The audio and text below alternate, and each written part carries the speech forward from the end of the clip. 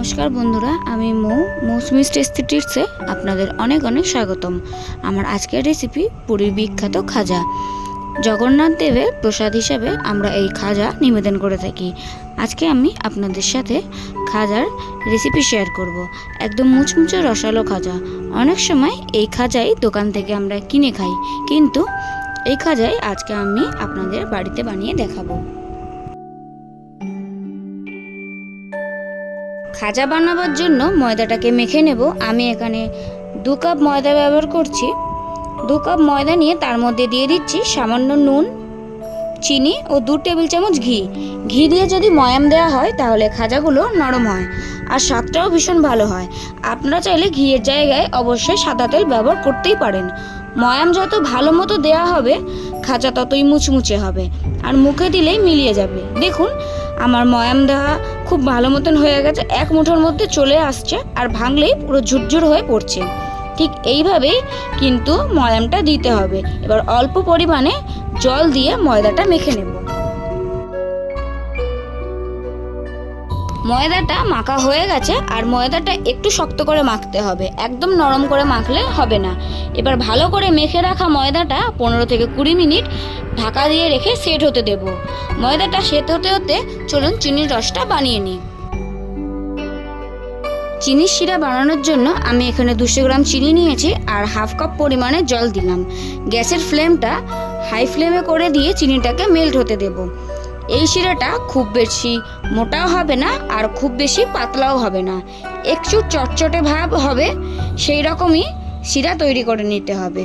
আমাদের চিনির শিরা একদম তৈরি হয়ে গেছে। গ্যাসের ফ্লেমটা বন্ধ করে দিয়ে শিরাটাকে আলাদা করে রেখে দেব।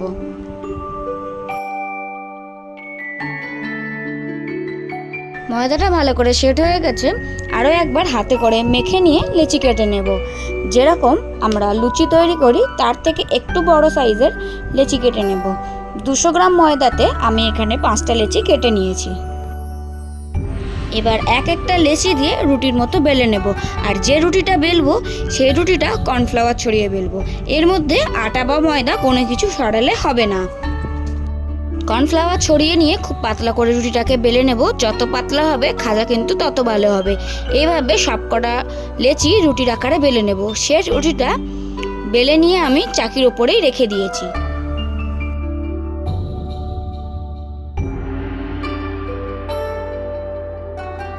এবার একটা পাত্রে 2 চামচ তেল ও 2 চামচ কর্নফ্লাওয়ার দিয়ে মিক্স করে নেব।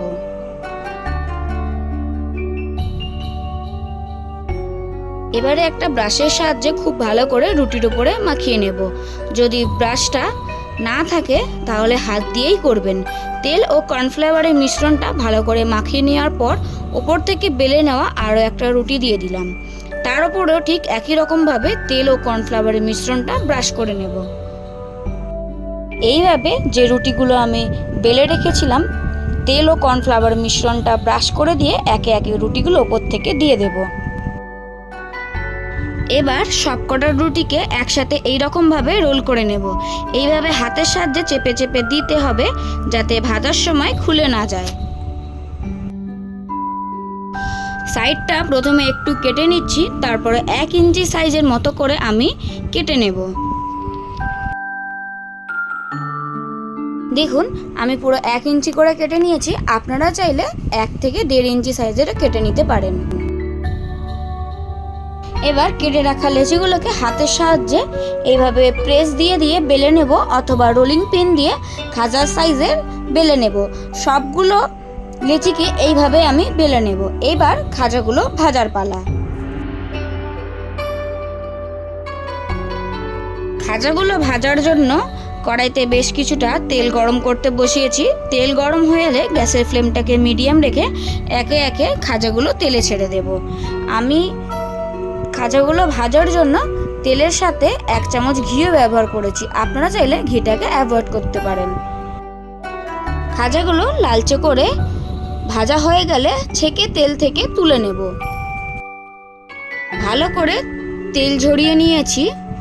এবার চিনির শিরার মধ্যে দিয়ে দিচ্ছি। বেশিক্ষণ শিরায় রাখবো না, হালকা হালকা হাতে নেড়ে চেড়ে খাজার মধ্যে চিনির রসটা প্রবেশ করলেই এবার খাজাগুলো তুলে একটা প্লেটে সার্ভ করব। আমার রেসিপি কেমন লাগলো সেটা অবশ্যই কমেন্ট করে জানাবেন। ভিডিওটি ভালো লেগে থাকলে অবশ্যই লাইক করে দেবেন আর চ্যানেলটি সাবস্ক্রাইব করে পাশে থাকা বেল আইকনটি অন করে রাখবেন, যাতে নতুন নতুন রেসিপি শেয়ার করলে সেটা আপনাদের কাছে দ্রুত পৌঁছে যায়।